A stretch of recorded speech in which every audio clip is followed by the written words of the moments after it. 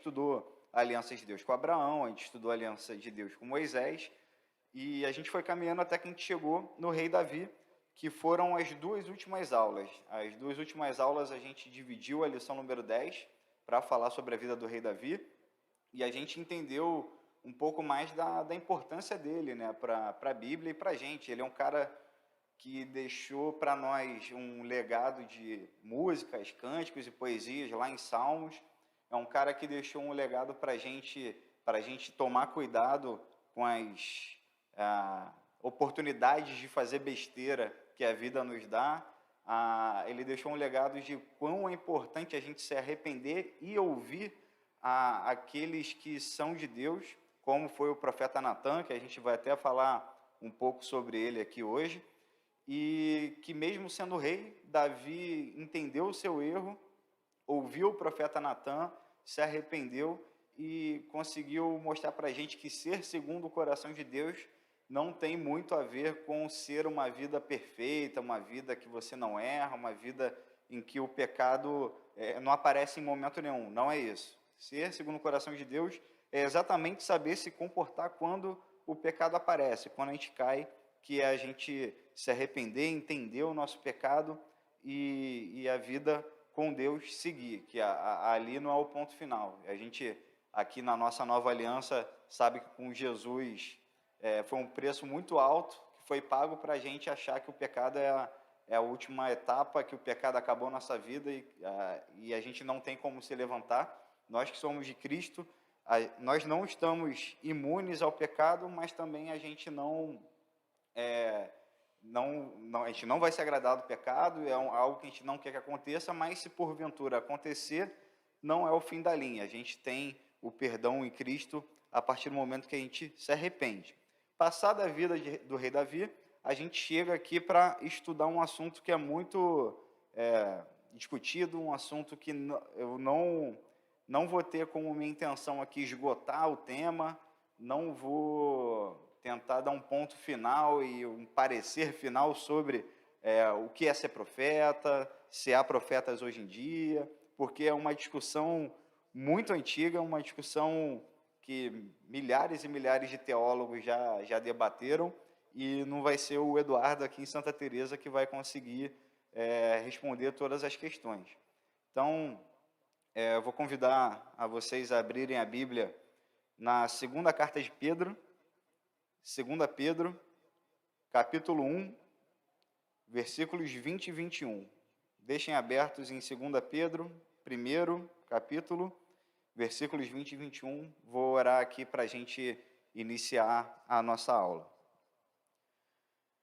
Deus, obrigado pela Tua palavra. A gente agradece ao Senhor porque, por mais que a gente não tenha o entendimento completo de tudo que tem desse assunto, a gente não tem uma definição acerca de todos os questionamentos que nós temos, mas a gente tem a certeza que é a Tua palavra, a gente tem a certeza que esses homens e nós também temos essa responsabilidade de atuar profeticamente no sentido de anunciar a Tua palavra, de sermos seus portadores. Então, eu agradeço, Senhor, por isso, peço, Senhor, sabedoria para essa aula e que a Tua palavra seja falada aqui, em nome de Jesus. Amém. Então, diz lá, 2 Pedro, capítulo 1, versículos 20 e 21. Sabei, antes de tudo, que nenhuma profecia das Escrituras é de interpretação particular, pois a profecia nunca foi produzida por vontade humana, mas homens, algumas versões trazem santos, falaram da parte de Deus, conduzidos pelo Espírito Santo. A gente vê aqui, e eu escolhi um texto do Novo Testamento, que a gente está aqui num panorama do Antigo Testamento, e algumas vezes vem a dúvida sobre a aplicação no Novo. Então, eu fiz questão de já começar do Novo Testamento, porque aqui Pedro cita, quando Pedro fala da profecia das Escrituras, ele está falando do Antigo Testamento. Ele está se reportando ao Antigo Testamento, que é o nosso foco, e também fala para nós do Novo Testamento, dando alguns direcionamentos sobre a profecia. Então, daqui a gente já mata a primeira questão, que eu vou falar um pouquinho mais depois, mas se há profetas hoje em dia, há profecias hoje, a resposta é sim e não. Sim, do ponto de vista bíblico e da profecia bíblica, bom dia, e não, talvez, da forma que alguns se apresentam como profetas hoje. Bom dia, seu Jael. Bem? Então, conversando um pouco sobre profetas, quando eu comecei a estudar o tema e a pesquisar, eu vi que tem uma discussão teológica gigantesca sobre o que é ser profeta. Até vindo para cá, para a igreja, conversando com o pastor Marcelo no carro, eu comentei que o reverendo Augustus Nicodemos, né, que é um cara que escreveu vários livros, é um pastor da igreja presbiteriana, ele escreveu um livro muito famoso sobre apóstolos, né? Ele fez um estudo aprofundado da função do apostolado, o que são os apóstolos, e ele escreveu um livro muito famoso sobre isso, e ele foi desafiado pela editora Vida Nova, que é a editora que publicou esse livro, a escrever sobre profetas. E ele disse que quando começou a fazer o esboço e entendeu o que iria falar sobre o tema de profetas, ele desistiu, ele jogou a toalha porque ele entendeu que ele teria que gastar, entre aspas, muito tempo para escrever sobre o tema e que é um tema muito mais profundo do que os apóstolos. E isso é interessante, porque hoje em dia a gente tem uma visão muito banalizada sobre o que é o profeta, qual a função do profeta. Geralmente, e especialmente se você for no YouTube e jogar lá, profeta, atuação profética, alguma coisa nesse sentido, a gente vai encontrar uma série de vídeos de indivíduos que atuam como se fosse uma espécie de bola de cristal gospel, né? Eles vão dizer com quem você tem que se casar, eles vão dizer qual o emprego melhor para você, qual o carro que você tem que comprar, onde que você tem que andar. E, na verdade, uma das funções do profeta é receber revelações de coisas que estão por vir. Beleza, isso realmente acontece. Só que essa não é a principal e única função do profeta. Isso é como se a gente estivesse tornando o ofício de profeta uma coisa muito rasa, né? Usar um profeta como uma bola de cristal, você está entendendo errado o que é ser um profeta. Como é um tema muito debatido, a gente vai começar do início. O que é a palavra profeta. E eu vou falar isso de uma forma bem breve, para depois a gente, de fato, colocar aplicações para a nossa vida. A palavra profeta, e a gente sabe que o português é uma língua muito rica em determinados pontos, mas também muito pobre se comparada ao hebraico e até mesmo grego. Então, a palavra profeta, ela vem de uma palavra grega chamada profetes, que tem um sentido original de adiantar o que está adiante, realmente trazer algo que está à frente, do futuro, algum tipo de revelação. E do ponto de vista comparativo do grego para o hebraico, o grego também está um pouco deficitário aí, porque quando a gente vai ver o sentido bíblico da palavra, lembrando que profeta é a tradução que a gente usa em português aqui para algumas palavras gregas e hebraicas da Bíblia. A palavra grega que foi utilizada lá, quando lá atrás, muitos séculos atrás, foram traduzir a Bíblia do hebraico para o grego, foi o profetes, que tem a ver de adiantar mesmo o futuro. Só que quando a gente vai ver no hebraico, o hebraico tem 4 palavras que foram traduzidas para profeta. Então, já começa a lembrar que as palavras lá para o hebraico, para o povo judeu, têm um significado mais profundo. São 4 palavras que a gente encontra em hebraico para profeta. A primeira e mais usada é Nabi. Nabi eu tinha escrito aqui, foi até um dos motivos que a aula atrasou. Eu escrevi no quadro aqui as traduções, as palavras, e depois eu me toquei que a caneta era uma caneta permanente. Pedi socorro para o pastor Marcelo aqui para a gente conseguir passar um...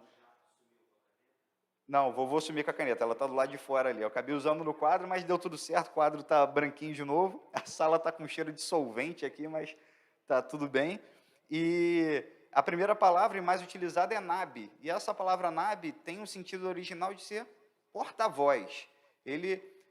O Nabi, o profeta, é um porta-voz de Deus. Ele recebe a mensagem. Aqui a gente já pode começar a desmistificar a figura do profeta, que o profeta não é um médium. O profeta, os médiuns das outras religiões, bom dia, os médiuns entendem que eles nasceram com esse dom, é um dom, uma palavra bonita, é um dom inato, eles têm esse dom, eles recebem informações de alguns espíritos e eles passam essa informação porque eles nasceram com esse dom.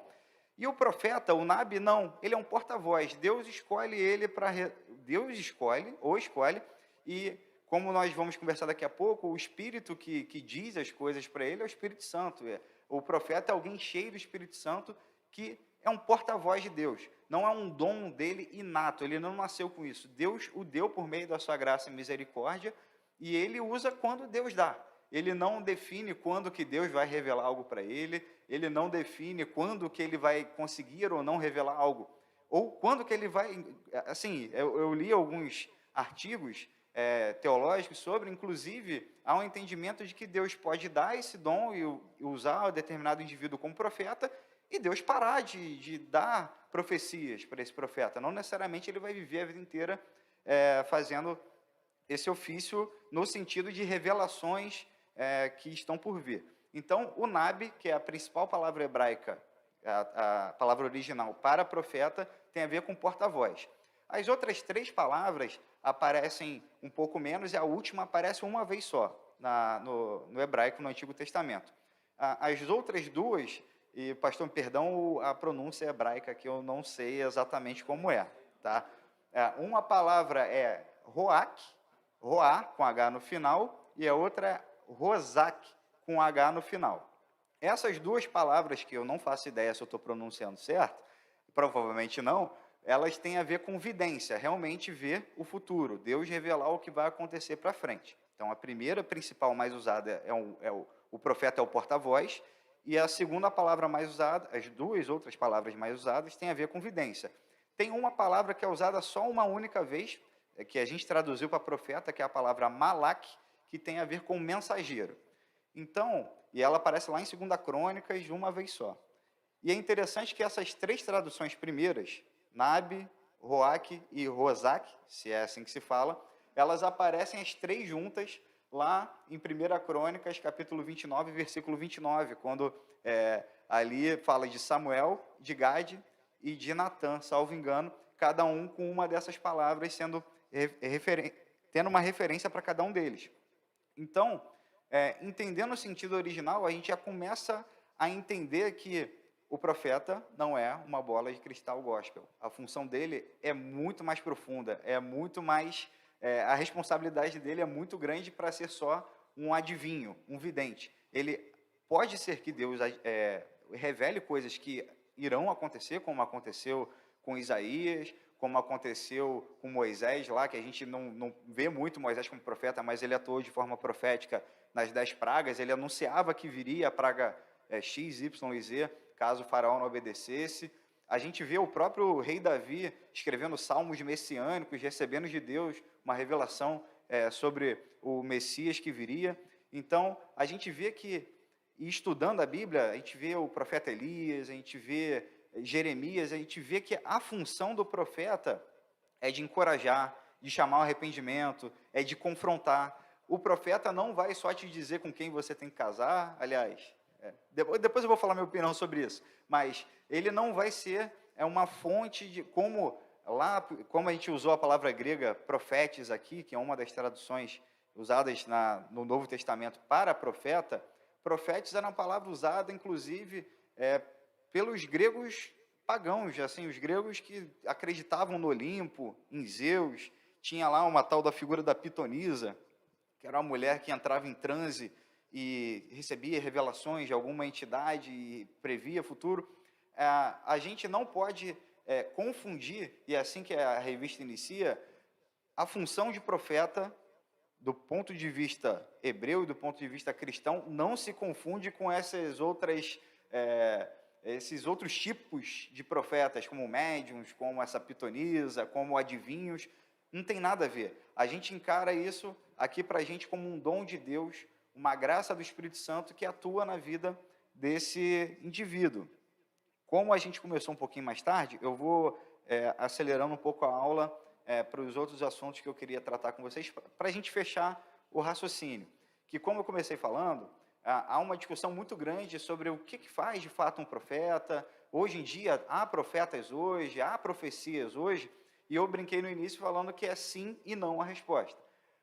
Não, eu vou começar do não. Eu não acredito, e até foi algo que eu também conversei com o pastor Marcelo, que a função do profeta hoje é muito ligada à adivinhação do que vai acontecer, uma revelação do que vai acontecer para a sua vida, um emprego, uma namorada, um namorado, um marido, uma esposa, um carro. Assim, eu não acredito que Deus se encaixe na nossa agenda. E o que eu estou dizendo com isso? Há algumas igrejas que entendem o seguinte: toda terça-feira, 7 horas da noite, a gente tem o culto da revelação. Sempre às terças, 7 horas da noite, vai ter o profeta tal, o apóstolo tal, o bispo tal, o pastor tal, seja lá quem for, que vai ter revelações para o seu povo e vai ser uma noite de revelação. Eu não creio que o Deus da Bíblia se encaixe na nossa agenda. Eu creio num Deus que é o nosso soberano. A gente se encaixa na agenda de Deus, não é Ele que se encaixa na nossa agenda. Então, eu acredito que Deus faz revelações ainda hoje por meio de profetas sobre coisas que podem acontecer, mas eu acredito muito mais nas profecias no seguinte sentido: eu estou com um problema muito complicado na minha vida, eu não sei o que eu vou fazer, eu preciso da palavra de Deus. Como a gente viu aqui, alguns minutos atrás, Nabi, que é a principal forma que o Velho Testamento se comunica sobre profeta, tem a ver aquele que é o porta-voz de Deus. Aqui na nossa igreja nós temos vários, mas certamente, pelo menos, nós temos 2 profetas aqui, pastor Daniel e pastor Marcelo. Eles são porta-vozes de Deus aqui para a gente. Eu acredito muito mais numa ideia de profecia de estou com um problema na minha vida, vou marcar um gabinete com o pastor Daniel, com o pastor Marcelo, e eles vão me ajudar. Talvez Deus revele a eles o que eu tenho que fazer na frente, talvez sim, mas um aconselhamento, um encorajamento, um redirecionamento da vida. Olha, Eduardo, isso aí provavelmente é porque você teve essa decisão aqui que gerou isso, cara, vamos rever isso, vamos se arrepender. Eu entendo muito mais o ato profético passar pelo aconselhamento, encorajamento, a leitura da palavra de Deus, do que previsões futuras. Eu não nego que haja essa possibilidade de Deus fazer, mas quando a gente vê a história bíblica, a gente vê que a atuação do profeta, e eu já vou começar a puxar um pouco para o Novo Testamento, é muito mais da análise das Escrituras, daquilo que aconteceu, o entendimento daquilo, como aquilo se aplica no presente e como que aquilo pode afetar o futuro. A gente pode abrir lá em Lucas, no capítulo 1, a partir do versículo 67, a gente vê a seguinte história. Aqui, teologicamente, é a canção de Zacarias, é o Benedictus, que a Igreja Católica gosta muito de usar o latim. Aqui é o Zacarias, que foi usado como profeta aqui por Deus, o pai de João Batista. Ele é casado com Isabel, já velho, ela também já idosa, estéril, recebe a visita de um anjo, e o anjo fala: olha, vocês vão ter um filho, o filho de vocês vai se chamar João, e ele vai ser aquele que vai preparar o caminho do Messias, como Isaías já tinha feito a profecia lá atrás. E o que acontece? Zacarias, em que pese tenha sido escolhido para atuar de forma profética, para ser um profeta de Deus, bom dia, Zacarias, por mais que seja e era um homem de Deus, o que acontece com ele? Ele olha a situação, ele se olha velho, olha para Isabel velha, olha Isabel estéril, e o que ele pensa? Pô, mas isso talvez não aconteça dessa forma, a gente está velho, como é que vai nascer alguém, ainda mais alguém que vai preparar o caminho do Messias? E qual é a punição que acontece com Zacarias? O anjo toca na língua dele, ele fica mudo durante um bom tempo. A gestação continua, Isabel tem João Batista nasce, mas ainda não tinha nome, e lá no 8º dia, quando eles iam circuncidar o menino, e a gente lembra que a gente estudou isso aqui no panorama bíblico, a aliança de Deus com Abraão, o significado da circuncisão, o que isso significava, eu só estou provocando isso para a gente relembrar. Há uma discussão de qual vai ser o nome, e as pessoas começam, vamos colocar Zacarias, o nome do pai dele, e Isabel fala, não, o nome dele vai ser João. O pessoal fica meio confuso porque não tinha nenhum João na família, e não era um costume hebraico você dar um nome que não existia na família, E o Zacarias, o pai de João Batista, ainda estava mudo, tentando se expressar, dão para ele lá uma espécie de caneta e papel, que não era caneta e papel, e ele consegue escrever assim: o nome do menino será João. A partir desse momento, Deus percebe que a fé, a consciência de Zacarias volta para a fé e ele de fato acredita, libera a língua dele ali para ele falar novamente depois de vários meses mudo. E o que ele fala? Lucas, capítulo 1, a partir do 67. Então Zacarias, seu pai, ficou cheio do Espírito Santo e profetizou, dizendo: Bendito seja o Senhor Deus de Israel, porque visitou e libertou o seu povo, e nos fez surgir uma salvação poderosa na descendência do seu servo Davi, assim como tem anunciado por meio dos seus santos profetas, desde os tempos antigos, para livrar dos nossos inimigos e da mão de todos os que nos odeiam, para ser misericordioso com nossos pais e lembrar-se da sua santa aliança, e do juramento que fez a Abraão, nosso pai, de conceder-nos que, libertados da mão dos nossos inimigos, o cultuássemos sem medo, em santidade e justiça em sua presença todos os dias da nossa vida. E tu, menino, serás chamado profeta do Altíssimo, pois irás à frente do Senhor, preparando os seus caminhos, aqui à frente do Senhor Jesus, para dar ao seu povo conhecimento da salvação pelo perdão dos seus pecados, graças à profunda misericórdia do nosso Deus, pela qual a aurora lá do alto nos visitará, para iluminar os que estão nas trevas e na sombra da morte, a fim de guiar os nossos pés no caminho da paz. E o menino crescia, se fortalecia em espírito e morou no deserto até o dia da sua aparição pública a Israel. Olha que interessante esse ato profético, talvez um dos mais importantes da história. A gente não vê Zacarias só falando do futuro. Olha que interessante. É aquilo que eu falei no início. O profeta não é uma bola de cristal gospel. A revelação sobre algo que está por vir é um plus, é um detalhe, é algo que Deus pode revelar, que eu acredito que não é algo periódico, semanal, acredito que é algo que Deus especialmente fala no coração daquele que ele escolheu de uma forma muito especial. A função do profeta, e aqui é um cântico, isso aqui é uma música de louvor, isso aqui é um cara que estava mudo por meses, tendo a primeira oportunidade de falar, uma liberdade de falar, e o que ele faz? Boa parte da profecia se remete às Escrituras, ao passado, aquilo que estava escrito, a palavra de Deus. Boa parte da profecia que Zacarias fala aqui é uma profecia que não está falando só do porvir, que ele fala do porvir, ele fala que João vai preparar o caminho do Senhor Jesus, que ele é o profeta do Altíssimo, ele que é o responsável por dar o início do ministério, de preparar o ministério de Jesus, mas ele agradece a aliança que foi feita com Abraão, ele fala, ele lembra o porquê que Deus nos colocou nessa condição de libertos, que é para a gente seguir o caminho dele, o caminho do Altíssimo, o caminho de paz.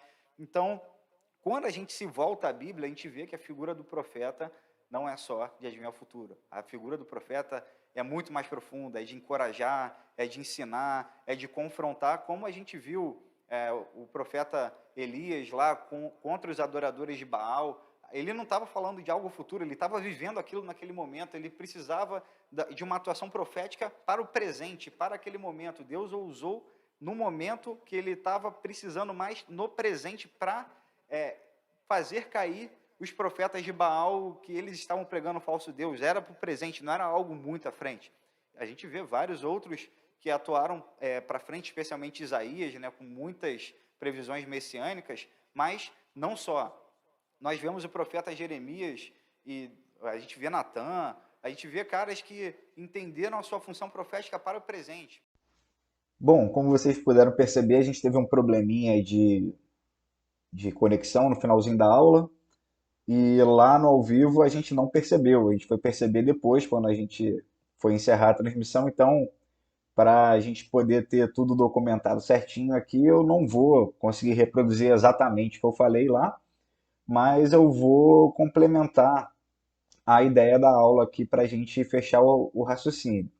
Então, eu tinha acabado de falar sobre a profecia feita por Zacarias, o pai de João Batista, fazendo uma aplicação que foi uma profecia que a maior parte dela se remetia, se reportava as Escrituras. Então, o pai de Zacarias ali não, depois de ficar, perdão, o pai de João Batista, Zacarias, após ficar meses sem poder falar por conta de uma punição, ele abriu a boca para emitir louvores a Deus num ato profético e fazer remissões, grandes remissões às Escrituras, às profecias e também ao que seria o destino do seu filho João, conforme o anjo tinha falado para ele. Então, dali eu comentei, a gente poderia pensar, tá, Eduardo, mas essa é uma profecia já na Nova Aliança, já no Novo Testamento, Jesus já estava ali na barriga de Maria, já estava prestes a nascer, então aí eu entrei falando sobre o próprio profeta Elias, naquele episódio em que ele desafiou e foi desafiado pelos profetas de Baal, onde Deus consumiu ali em holocausto aquilo que ele havia colocado em oferta ao Senhor, e a Bíblia narra que os profetas de Baal estavam fazendo as suas oferendas, seus sacrifícios, fazendo tudo o que era possível para Baal consumir as suas ofertas, porque era uma espécie de aposta entre os profetas de Baal e o profeta Elias de qual era o Deus verdadeiro se manifestaria. Então, diz a Bíblia que Elias, inclusive, encharcou de água ali a sua oferta para não deixar nenhuma dúvida de quem era o Deus verdadeiro. E Elias ali profetizou, pediu a Deus para que fosse consumido o holocausto, e foi um ato profético para o presente e não só para o futuro.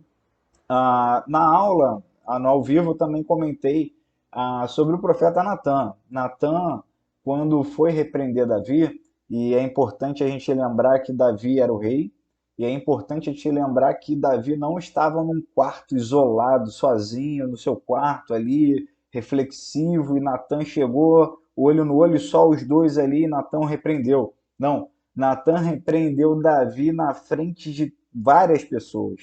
Davi, enquanto rei, ele tinha vários servos em sua volta e ele não estava no seu quarto isolado.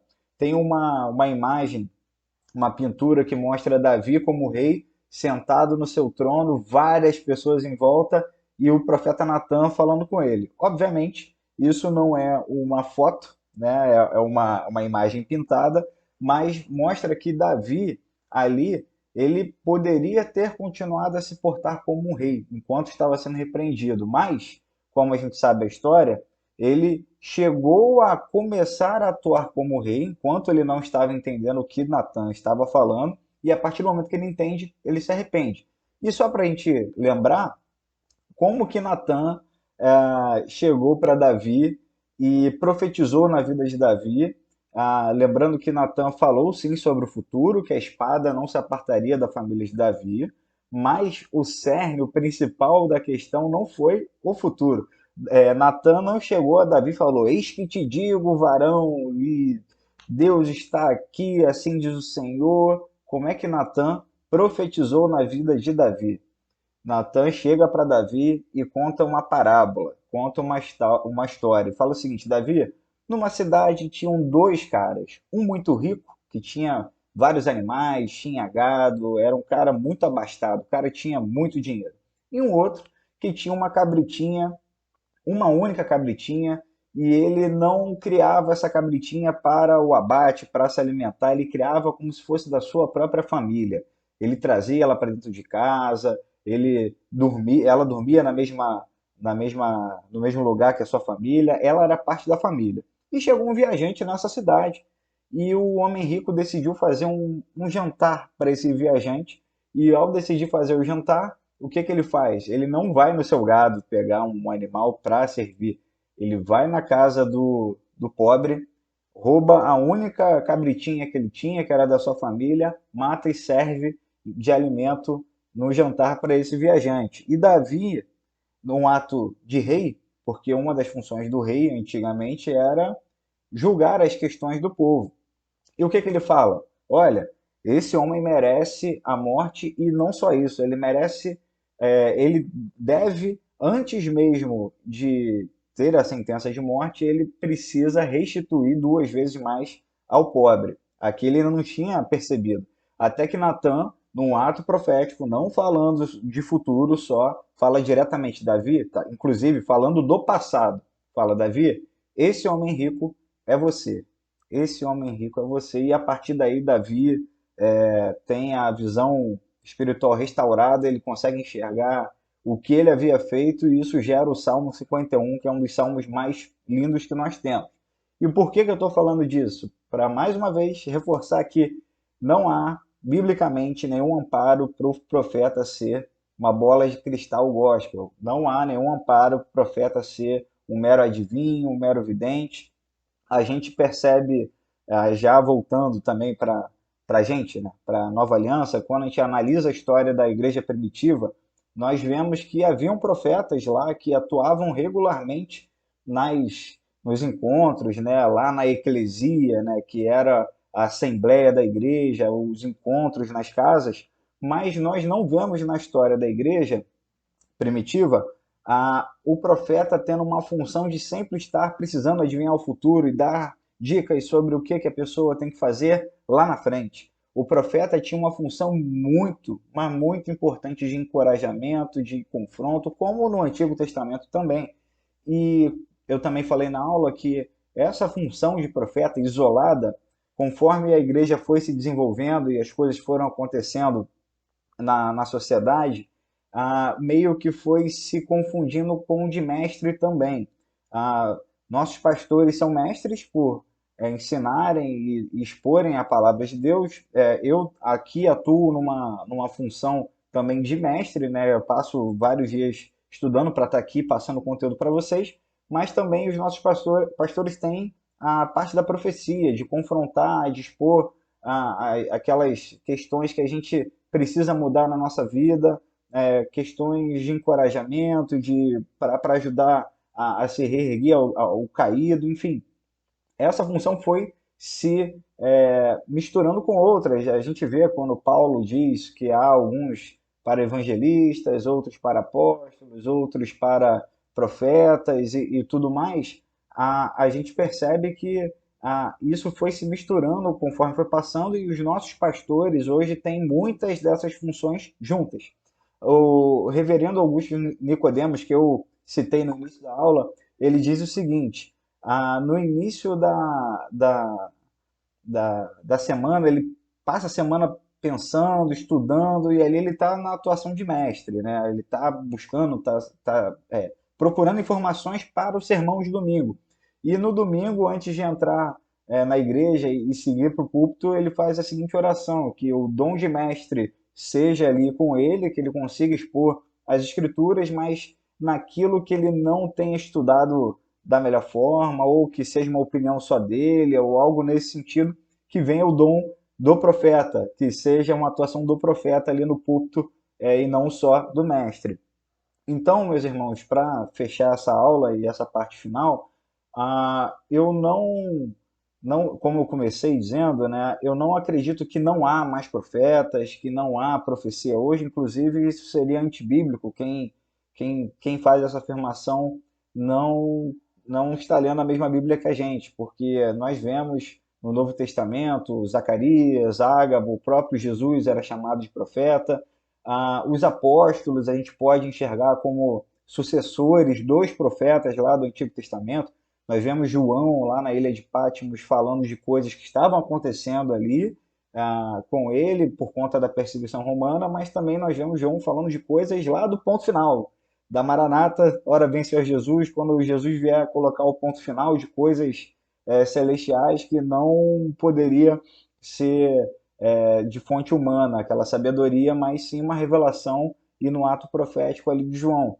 Então mas também, meus irmãos, muito cuidado com esses ditos profetas. A Bíblia está repleta de direcionamentos para a gente identificar os falsos profetas. Lá em Mateus 7, quando Jesus diz para a gente não julgar para não ser julgados, com relação aos profetas, a gente precisa julgar, irmãos. A gente precisa colocar na balança. Inclusive, Paulo nos encoraja sempre a julgar conforme a reta justiça. Não é de comparação de você com ele, mas colocar na balança no filtro da palavra. Se aquela profecia ali passa mais tempo falando de coisas para frente, o ex que te digo lá do carro, do casamento e tal, e não cita a Bíblia, não fala das Escrituras, tem alguma coisa errada, porque desde o Antigo Testamento até o Novo, as profecias passam necessariamente pelas Escrituras, passa pela Bíblia, pelo Antigo e pelo Novo Testamento, e aquilo que for contrário ou sequer citar as Escrituras, abre o olho, fica com o pé atrás, não vá nesse sentido, porque é daí que acabam surgindo algumas decepções que as pessoas têm achando que tem com Deus, porque em tese ali é um profeta falando que assim diz o Senhor, tal, e aquilo não se cumpre na sua vida e você acaba culpando Deus, e Deus não tem nada a ver com isso, não era Deus falando. E também nós temos que lembrar, e eu encerro assim, que há promessas de Deus que podem chegar a nós por meio de profecias, mas que pelas nossas atitudes e escolhas, a, a promessa não se cumpre. A gente e fala assim, nossa, Eduardo, Deus não é homem para que minta, então ele vai cumprir. Cara, Deus começou a boa obra na nossa vida, ele vai completá-la. Isso é bíblico, mas também é bíblico que algumas promessas específicas que foram feitas para determinados personagens não se cumpriram por culpa desses personagens. A gente pode lembrar de Moisés. Moisés foi incumbido de tirar o povo do Egito para levar para a terra prometida. E o que acontece no meio do caminho? Ele desobedece a Deus, enquanto Deus fala para ele só dizer para a pedra sair água da pedra, sem mais nada além disso, ele vai lá, bate na pedra, desobedece a Deus, e com isso ele e uma geração inteira não entram na terra prometida. Então a gente percebe que as coisas não são tão simples e também Deus é justo. Deus não é um Deus que, pela sua grandiosidade de graça e misericórdia e amor, que ele esquece da sua justiça. Não, Deus é um Deus justo e faz com que as coisas ocorram de forma justa, inclusive para com os seus, com o ímpio, seja com quem for. Então, a gente encerra a aula de hoje sobre as profecias e sobre os profetas. A gente, como disse no início, não está aqui querendo fechar todas as dúvidas, interrogações sobre o assunto, porque é um assunto muito vasto e não seria numa aula aqui de 40 minutos, 45 minutos, que a gente teria como esgotar todas as discussões e sanar todas as dúvidas. Isso a gente está vivendo, a gente está aprendendo e que a gente sempre busque na palavra nosso direcionamento para esses momentos de dúvida e interrogação das nossas vidas. Deus te abençoe.